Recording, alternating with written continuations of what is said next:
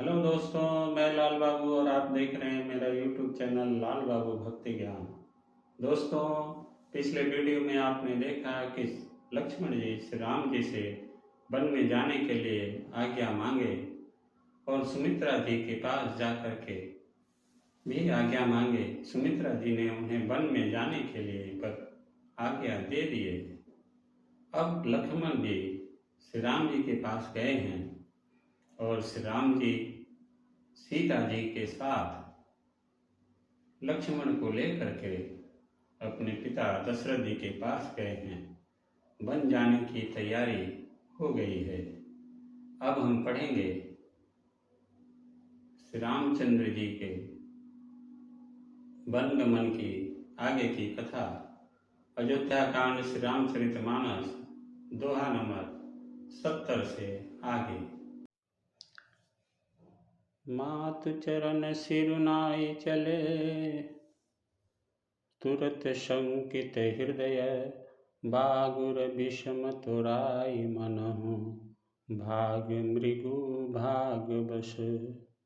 माता के चरणों में सिर नवाकर हृदय में डरते हुए कि अब भी कोई विघ्न न आ जाए, लक्ष्मण जी तुरंत इस तरह चल दिए जैसे सौभाग्यवश कोई हिरण कठिन फंदे को तुड़ाकर भाग निकला हो। गए लखन जहाँ जानकी नाथ, भे मन मुदित पाई प्रिय साथु। बंदी राम सिय चरण सुहाए, चले संग नृप मंदिर आए। लक्ष्मण जी वहाँ गए जहाँ श्री जानकीनाथ जी थे और प्रिय का साथ पाकर मन में बड़े ही प्रसन्न हुए। श्री राम जी और सीता जी के सुंदर चरणों की वंदना करके वे उनके साथ चले और राजभवन में आए। कहीं परस पर पुर नर नारी, भली बनाई विधि बात बिगारी। तन कृष मन दुख बदन मलिने, विकल मनहु माखी मधु छीने। नगर के स्त्री पुरुष आपस में कह रहे हैं कि विधाता ने खूब बनाकर बात बिगाड़ी। उनके शरीर दुबले, मन दुखी और मुख उदास हो रहे हैं। वे ऐसे व्याकुल हैं जैसे शहद छीन लिए जाने पर शहद की मक्खियाँ व्याकुल हों। करमी जही सुरी धुनि पछिताही, जनु बिनु पंख बिह गया कुलाही। भई बड़ी भीर भूप दरबारा, बरनी न जाई विषाद अपारा। सब हाथ मल रहे हैं और सिर धुनकर पीट कर पछता रहे हैं, मानो बिना पंख के पक्षी व्याकुल हो रहे हैं। राजद्वार पर बड़ी भीड़ हो रही है। अपार विषाद का वर्णन नहीं किया जा सकता। सचिव उठाई राव बैठा रे, कही प्रिय बचन राम पग धारे। सिय समेत दौतनय निहारी, व्याकुल भयउ भूमिपति भारी। श्री रामचंद्र जी पधारे हैं, ये प्रिय वचन कहकर मंत्री ने राजा को उठाकर बैठाया। सीता सहित दोनों पुत्रों को वन के लिए तैयार देखकर राजा बहुत व्याकुल हुए। सिय सहित सुत सुभग दो, देखी देखी अकुलाई। बारहि बार स्नेह बस, रावुले उरलाई। सीता सहित दोनों सुंदर पुत्रों को देख देख कर राजा अकुलाते हैं और स्नेहवश बारंबार उन्हें हृदय से लगा लेते हैं।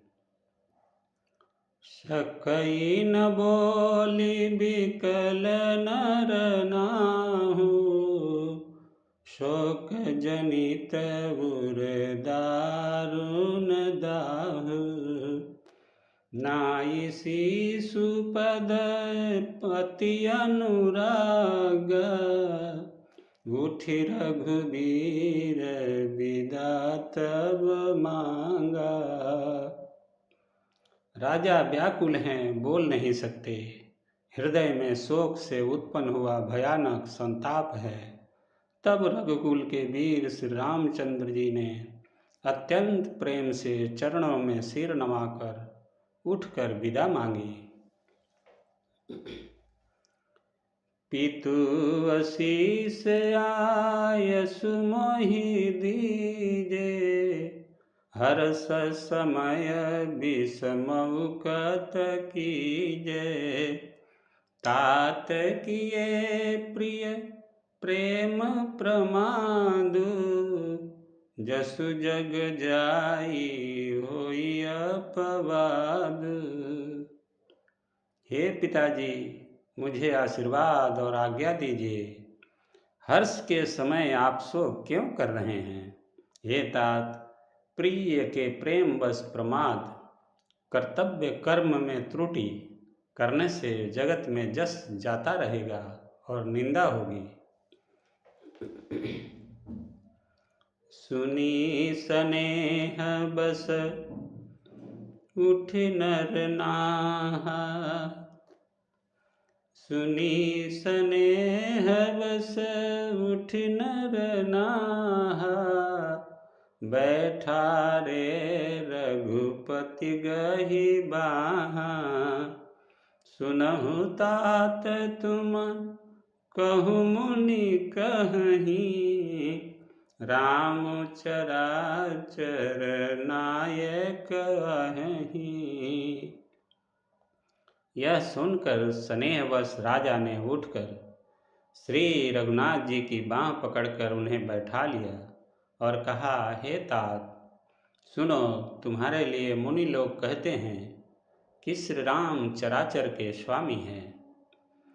शुभ अरु अशुभ कर्म अनुहारी, ईसु देई फल हृदय विचारी। करई जो कर्म पाव फल सोई, निगमनीत कस असी कह सब कोई। शुभ और अशुभ कर्मों के अनुसार ईश्वर हृदय में विचार कर फल देता है। जो कर्म करता है वही फल पाता है, ऐसी वेद की नीति है। यह सब कोई कहते हैं। और करे अपराध को और पाव फल भोग, अति विचित्र भगवंत गति, को जग जानई जोग। किंतु इस अवसर पर तो इसके विपरीत हो रहा है। अपराध तो कोई और ही करे और उसके फल का भोग कोई और ही पावे। भगवान की लीला बड़ी ही विचित्र है, उसे जानने योग्य जगत में कौन है। राय राम राखन हित लागी, बहुत उपाय किए छल त्यागी। लखी राम रुख रहत न जाने, धर्म धुरंधर धीर सयाने। राजा ने इस प्रकार श्री रामचंद्र जी को रखने के लिए छल छोड़कर बहुत से उपाय किए, पर जब उन्होंने धर्म धुरंधर धीर और बुद्धिमान श्री राम जी का रुख देख लिया और वे रहते हुए न जान पड़े, तब नृप सिय लाई उरलीन्ही, अति हित बहुत भांति सीख दीन्ही। कही बन के दुख दुसह सुनाए, सासु ससुर पितु सुख समुझाए। तब राजा ने सीता जी को हृदय से लगा लिया और बड़े प्रेम से बहुत प्रकार की शिक्षा दी, बन के दुसह दुख कहकर सुनाए। फिर सास ससुर तथा पिता के पास रहने के सुखों को समझाया। सिय मनु राम चरण अनुरागा, घर न सुगम बनु विषमो न लागा। और सब ही सिय समुझाई, कही कही विपिन विपत्ति अधिकाई। परंतु सीता जी का मन श्री रामचंद्र जी के चरणों में अनुरक्त था, इसलिए उन्हें घर अच्छा नहीं लगा और न वन भयानक लगा। फिर और सब लोगों ने भी वन में विपत्तियों की अधिकता बता बताकर सीता जी को समझाया। सचिव नारी गुर नारी सयानी, सहित स्नेह कहि मृदु बानी। तुम कहूँ तो न दिन बनवास, करहूँ जो कहीं ससुर गुर सासु। मंत्री सुमंत्र जी की पत्नी और गुरु वशिष्ठ जी की स्त्री अरुंधति जी तथा और भी चतुर स्त्रियां स्नेह के साथ कोमल वाणी से कहती हैं कि तुमको तो राजा ने वनवास दिया नहीं है, इसलिए जो ससुर गुरु और सास कहे तुम तो वही करो। सीख शीतली हित मधुर मृदु, शून्य सितह न सोहान। शरद चंद चंदिनी लगत, जनु चकई अकुलान। यह शीतल हितकारी मधुर और कोमल सीख सुनने पर सीता जी को अच्छी नहीं लगी। वे इस प्रकार व्याकुल हो गई मानो शरद ऋतु के चंद्रमा की चांदनी लगते ही चकई व्याकुल हो उठी हो। सिय सकुच बस उतरु न देई, सो सुन तम की उठी केई। मुनि पट भूषण भाजन आनी, आगे धरी बोली मृद बानी। सीता जी संकोच बस उत्तर नहीं देती। इन बातों को सुनकर कैकेयी तमक कर उठी। उसने मुनियों के वस्त्र आभूषण माला मेखला आदि और बर्तन कमंडलू आदि लाकर श्री रामचंद्र जी के आगे रख दिए और कोमल वाणी से कहा, नृपहि प्राण प्रिय तुम रघुवीरा, शील स्नेहन छाड़े ही भीरा। सुकृत सुजसु परलोक न साऊ, तुम ही जान बन कहीं न काऊ। हे रघुवीर, राजा को तुम प्राणों के समान प्रिय हो। भीरु, प्रेम बस दुर्बल हृदय के राजा शील और स्नेह नहीं छोड़ेंगे। पुण्य सुंदर जस और परलोक चाहे नष्ट हो जाए, पर तुम्हें बन जाने के वे कभी न कहेंगे। अस विचार सोई करहूँ जो भावा, राम जननी सिख सुनि सुख पावा। भूपहि बचन बान सम लागे, करहिन प्राण पयन अभागे। ऐसा विचार कर जो तुम्हें अच्छा लगे वही करो। माता की सीख सुनकर श्री रामचंद्र जी ने बड़ा सुख पाया, परंतु राजा को ये वचन बाण के समान लगे। वे सोचने लगे, अब भी अभागे प्राण क्यों नहीं निकलते। लोग विकल मूर्छित नर नारू, काह करिय कछु सुजन काहू। राम तुरत मुनि भेषु बनाई, चले जनक जननी सिरुनाई। राजा मूर्छित हो गए, लोग व्याकुल है, किसी को कुछ नहीं सूझ पड़ता कि क्या करें। श्री रामचंद्र जी तुरंत मुनि का भेष बनाकर और माता पिता को सिर नवाकर चल दिए।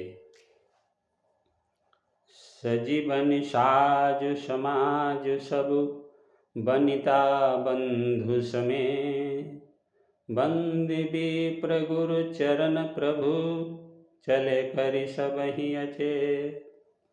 वन का सब साज समाज सजकर वन के लिए आवश्यक वस्तुओं को साथ लेकर श्री रामचंद्र जी, स्त्री श्री सीता जी और भाई लक्ष्मण जी सहित ब्राह्मण और गुरु के चरणों की वंदना करके सबको अचेत करके चले।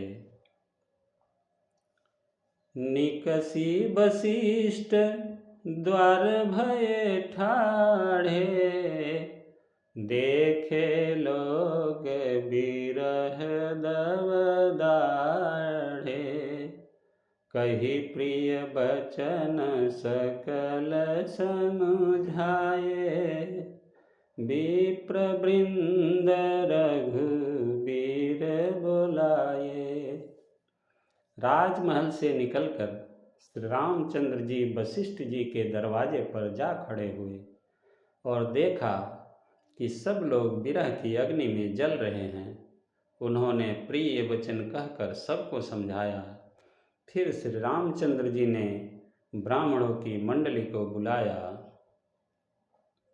गुरसन कही बर शासन दीन्हे, आदर दान विनय बस कीने। जाचक दान मान संतोषे, मीत पुनीत प्रेम परितोषे। गुरु जी से कहकर उन सबको वर्षासन वर्ष भर का भोजन दिए और आदर दान तथा विनय से उन्हें बस में कर लिया। फिर याचकों को दान और मान देकर संतुष्ट किया तथा मित्रों को पवित्र प्रेम से प्रसन्न किया। दासी दास बुलाई बहोरी, गुरहि सौंपी बोले कर जोरी। सब कई सार संभारे गोसाई, कर भी जनक जननी की नाई। फिर दास दासियों को बुलाकर उन्हें गुरु जी को सौंपकर हाथ जोड़कर बोले, हे गोसाई, इन सब की माता पिता के समान सार संभार देख रेख करते रहिएगा। दोस्तों, आज की कथा यही समाप्त होती है। मुझे उम्मीद है कि यह श्री रामचरितमानस का पठन पाठन आप सभी को पसंद आ रहा है और आप लोगों ने बहुत अच्छा रिस्पॉन्स किया। मैं तहे दिल से आप सभी को धन्यवाद देता हूँ कि हिंदू धर्म के बढ़ाने में आप सभी का बहुत बहुत योगदान हो रहा है। दोस्तों, इस चैनल को सब्सक्राइब कर लीजिए, वीडियो को लाइक कीजिए और दोस्तों के साथ शेयर जरूर कीजिएगा। आप सभी का बहुत बहुत धन्यवाद। जय श्री राम।